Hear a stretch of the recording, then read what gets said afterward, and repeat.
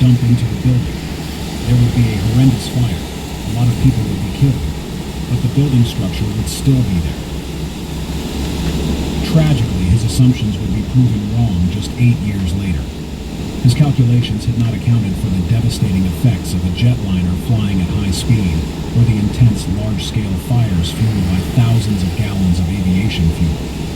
No design had been prepared for such extraordinary circumstances.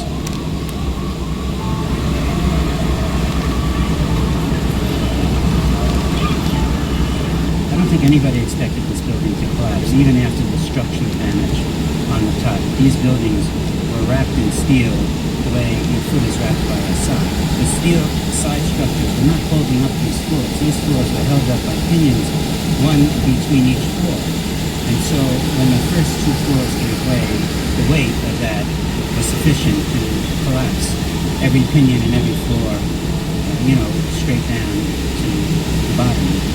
Jack Taliercio, the news cameraman, captured the moment the first tower fell.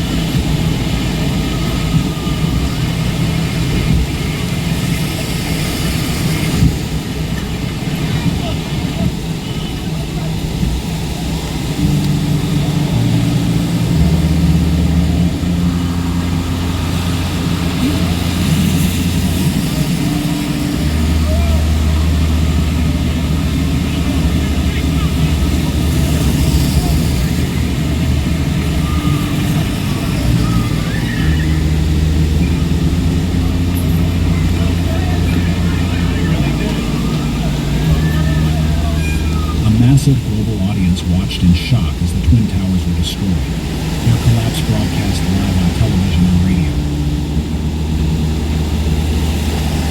When the deafening roar of the falling towers subsided, dense clouds of gray-white pulverized concrete and gypsum surged through the streets of Manhattan. Initially, many believed a new explosion of impact had caused the billowing smoke and debris that obscured the South Tower. But as the winds cleared the haze, the grim reality emerged. The towering structure was gone. This video was captured by the Naudet brothers from inside the North Tower as the South fell.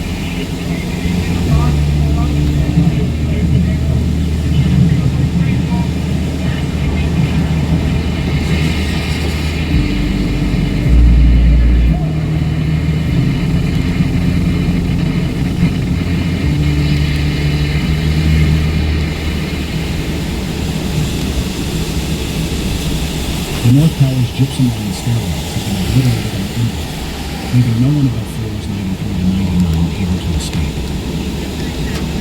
Though the smoke and flames told part of the story from the outside, the harrowing calls from within revealed the unseen reality, an essential window into the anguish and courage of those trapped inside.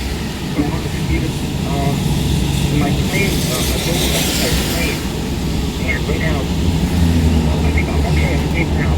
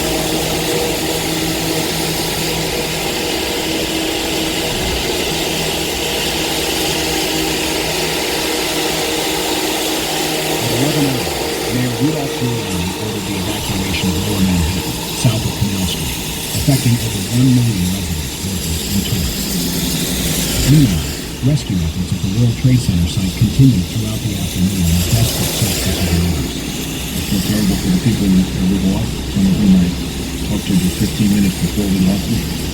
And the city's going to survive. We're going to get through it. It's going to be a very, very difficult time. I don't think we yet know the pain that we're going to feel when we find out some of that. But soon we have to focus on them and getting through the pain and surviving and going through it. It's difficult to find the words to describe the feeling in New York City today. New York City is in shock. One of its most famous landmarks destroyed, thousands dead. America is under siege.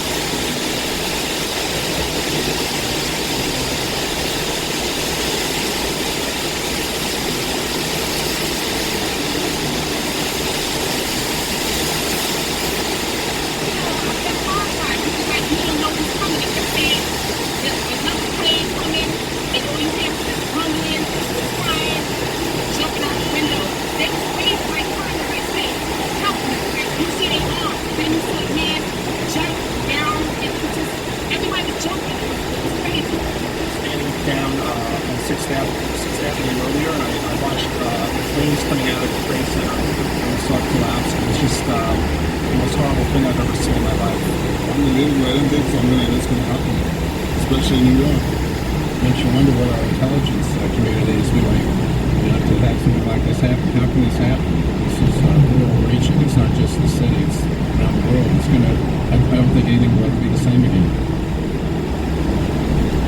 Prior to September 11, 2001, the United States was not officially engaged in any wars. Islamic extremism, Al-Qaeda, and Osama bin Laden were largely unfamiliar to the general public, and ISIS had yet to emerge. The events of that day marked a pivotal moment in history, a clear divide between the world as it existed before the attacks and the profoundly changed reality that followed.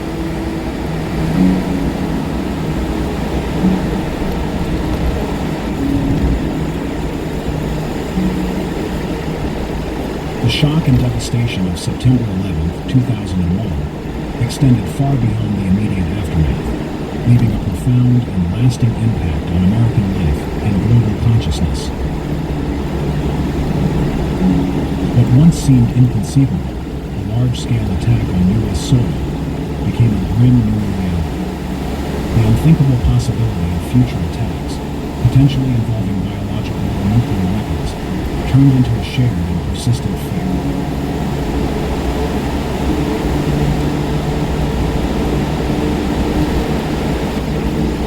This sense of vulnerability and uncertainty did not just ripple through New York City, but reverberated across the nation and the world.